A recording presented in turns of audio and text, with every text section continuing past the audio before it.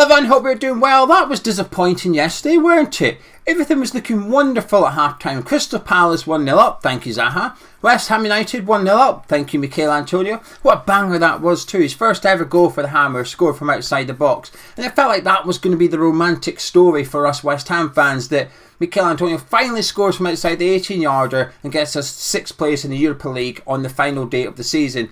But it fell apart in the second half, 3-1 Brighton, and it was disappointing. I think what makes it feel more disappointing was the fact that Crystal Palace then went on to beat Manchester United at Selhurst Park. So Palace done us a massive favour, put our own fate into our hands, and we couldn't take advantage of that result. 7th in Europa Conference League it is. I think had we lost yesterday and Man United won, I think that would have softened the blow a little bit, because it would have been a bit, well, even if we won, we would have still been 7th. But they didn't, they lost, so it feels a bit frustrating. And this video is going to be a bit of a mini season review, if you like, not getting into anything too deep, and a little look ahead to the summer as well. And there is going to be things that come across negatively, I'm aware of it, but I'm going to do my best so it doesn't, because I don't feel negative, I feel really positive actually. But anyway, to summarise to some extent, I think it's possible to think we've had a good season but still have an element of disappointment about it, okay? I'll try my best to explain, and this is where the negative side comes in, but it doesn't mean I'm upset or angry or anything like that. I think we've had a good season. So if we go back to August, and you said to me, Gio, hypothetically, you're going to finish 7th, but it's going to get you the Europa Conference League next season, so you're going to qualify for European football. I'm not going to tell you how you got on, but what we can tell you is that David Moyes takes both cup competitions seriously. At League Cup and FA Cup, he fields strong teams.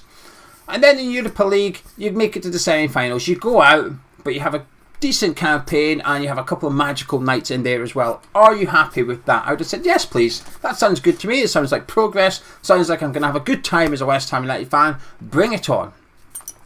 However, if you said to me in January, you're going to go on and finish 7th, are you okay with that? Are you happy with that? The answer would have been no thank you. I would have been disappointed with that in January if you offered it to me, because we were in a really good position. We went into that January transfer window in 4th, and if we've then gone on to finish 7th, it means something's gone wrong, that we've not taken advantage of the opportunity presented to ourselves. Well, actually, that's incorrect.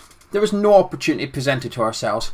We created it. We created that opportunity with our performances in the first half of the season. We went into the January transfer window 4th on merit, where we deserve to be.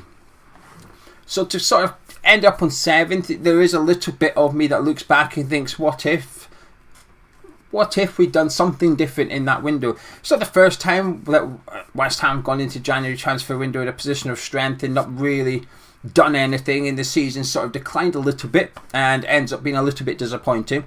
But we've still got the Europa Conference League, and I'm all for that competition. You guys know that. I'm not going to poo-poo the tournament at all. I think it's progress to qualify for European football back-to-back seasons via your league position as well. I think that's important for the context of it. It's not like we've got in through fair play 2 seasons in a row or anything silly like that. No, we finished 6th and qualified, and now we're finished 7th and qualified again.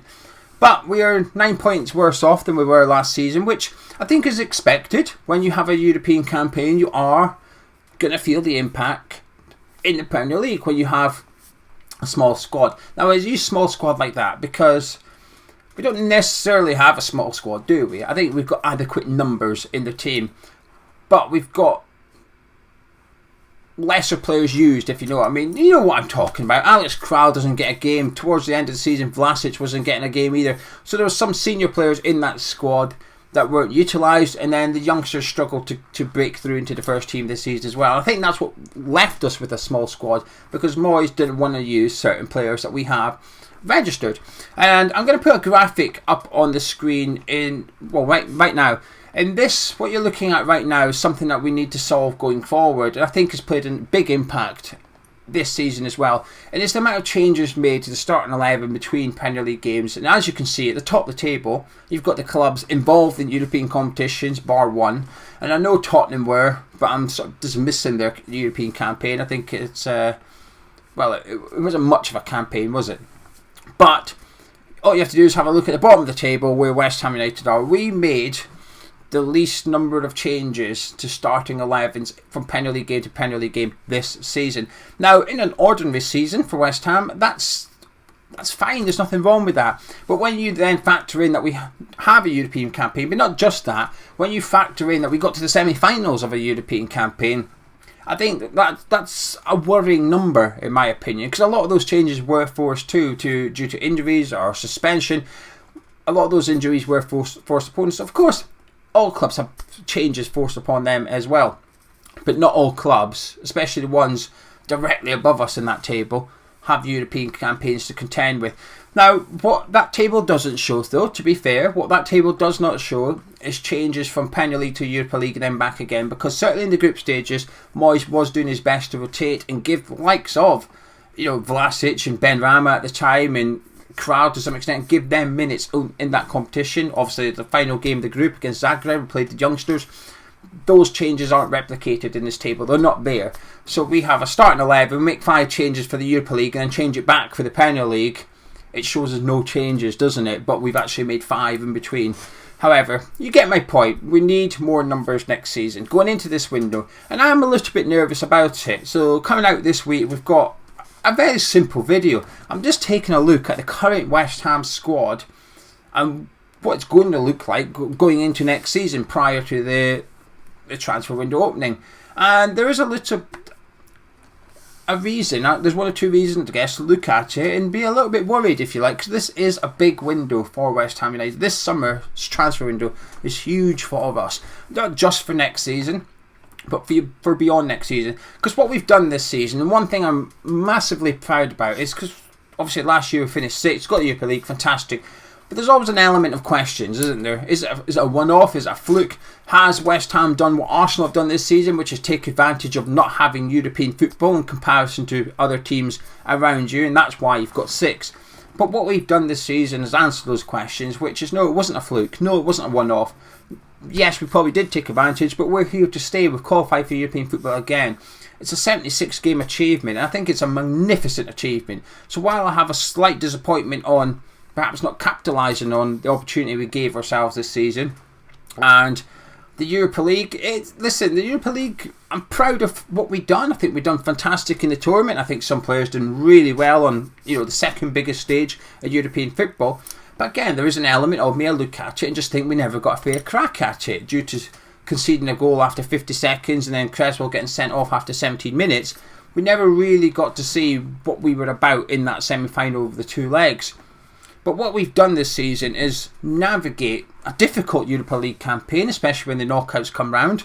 And we did see Moyes rotate in the Premier League then, didn't we? With the semi-finals, with Stamford Bridge at home to Arsenal, Moyes did bring out the changes and rest the big boys. But what we have shown this season, by finishing 7th and qualifying for the Europa Conference League, is that we can navigate a European campaign and still be competitive in the Premier League, which I think is massive, to be honest with you. And if Moyes can add numbers to the squad, if Moyes can add more players he's willing to use next season to the current team, then I don't see any reason why it has to stop. And I think this is what I'm most proud of. I don't feel like it's a fluke. I don't feel like it's a one-off. I'm a bit cautious about it because it's a bit of a myth, I guess, about the Premier League, because I feel like we say it every summer and it never comes true. But we're going to be saying it again this summer, aren't we? Which is other teams are going to be better next year. So Newcastle's going to be better next year. Tottenham, Arsenal, Man United with Ten Hag, they're all going to be better next year. But you know something? I think if you went on the Man United channel or Newcastle channel, I think they'd also be saying West Ham will strengthen this summer and West Ham will be better next year. West Ham don't have the Europa League next year. They've only got the Conference League, so they're probably going to be able to rotate a little bit more, especially in the earlier stages. And that will then see them increase their points tally in the Premier League. Now, as West Ham fans, we're generally quite pessimistic. I think every fan is about their own team. So you're going to say, oh, rubbish, we'll do well to replicate this next season. But I think fans of other clubs will expect West Ham to be there or thereabouts next year again. And I hope we are. I think it all depends on the summer transfer window. I think we're going to need to spend wisely. I think we're going to have a healthy summer transfer budget going in, and also some good planning already in place. I'm not going to worry about other clubs. I know obviously Aston Villa have announced the signing of Ricardo Kamada, someone that was linked to West Ham for quite a lot. And obviously they signed Coutinho as well. I'm not too bothered by that. So what? I'm not worried yet. Come the middle of August, every other club's done business and we haven't. The season's underway and we're sitting looking at other clubs. Then I might start to worry. But until the summer transfer window opens, I'm not going to worry too much. And I'm quite hopeful that we'll hear something positive in regards to Areola at least before the window opens. But when I look back overall from this season, I think it's been a good season. I think it's been a really strong season. I think there's loads of positives to take from it, from individual players, from the manager, and as a collective for the football club. I think we're heading in the right direction. I think it's another step in the right direction. But I've got my own saying, if you like, that I quite like to trot out now and again, is there's no such thing as standing still in football. You're either moving forwards or you're moving backwards. It's very difficult to just stay where you are and have no progress or regress. And I think that's why I'm a bit nervous for this summer transfer window, because if we get it wrong, then it's going to hurt us a little bit, because obviously the January transfer window we didn't do anything, and then the summer transfer window, looking back now with the benefit of hindsight of course, I think the Vlasic transfer was bad. I think Areola was obviously a success to some extent. I think Zuma was a magnificent signing, and Alex Carroll was, well, it feels like a bit of a waste of time really, doesn't it? And that's me not having to go at Alex Carroll per se. I don't think he's done that much wrong. You take away the Kidderminster game, I don't think his performances were that bad. So he must be really poor in training or something anyway. And then when you see him doing the media stuff, he seems alright. Like, he doesn't seem to have a chip on his shoulder about his lack of game time at West Ham or anything. But we can draw a line under this season now. Look forward to next year, which I am. I am looking forward to next season. I'm looking forward to the Europa Conference League. I know we're only in the playoffs. I know we've still got that two-legged tie to go in August. The 18th and 25th of August the games are. We'll have to wait and see who we'll deal with that. I'll do a video next week about the Europa Conference League, because I know a lot of people are still not too sure about it. I've always been quite pro the Europa Conference League. Even last season, I thought if we can qualify for that, it would be good. It's a bit disappointment, I guess, to step down from the Europa League to Europa Conference League, but not for me. I understand why some people are. I get that, but I struggle to see it as a disappointment. I think just to be involved, I guess, is it's really good. I think it's important. I think we needed European football next season. We've got it now, and without going into the other video too much, it arguably could be our best route into the Europa League for the following season in 2023/2024. But also, being in European football opens up that additional revenue streams. You know, Gonzo covered it last week about how the new FFP rules are coming into play the following season, so on and so forth. We need to maximise our revenue streams as much as possible. There's a lot of talk about gambling companies being banned from the shirt sponsors, which has been around for a little while, but it seems to be heating up a little bit more again. So we do lose our shirt sponsor. Having European football can only help us to make sure that we get a similar, if not better, deal than what Betway have got with the club at the minute. It feels like a very important time to be playing European football in the Premier League. We're there. We're playing European football. Newcastle aren't. Villa aren't. Leicester aren't. So the clubs that might be rivaling us for some players in the summer, we've got a slight edge on them in terms of the footballing aspect of it. That's important. But yeah, a really good season overall. Another step in the right direction. You're always going forwards and backwards, aren't you? Going forwards. We are going forwards. But a little element of disappointment, but I'll get over that pretty quickly. But last thing I'll say is it's possible to be both. That's all I'm going to say. It's possible to think we've done well, to be proud, to be happy, but still have that little thing that says, if only. Anyway, we've got loads of videos coming up. A lot of it's sort of heavily edited, so I'm going to have to rely on Charlie quite a bit. But if you've enjoyed this video somehow, do drop a like on it, subscribe if you're new to the channel, and please in the comments below get involved. Let me know your thoughts on our season as well, and I'll be back later on to take a look and to get interactive with you. I'll catch you tomorrow.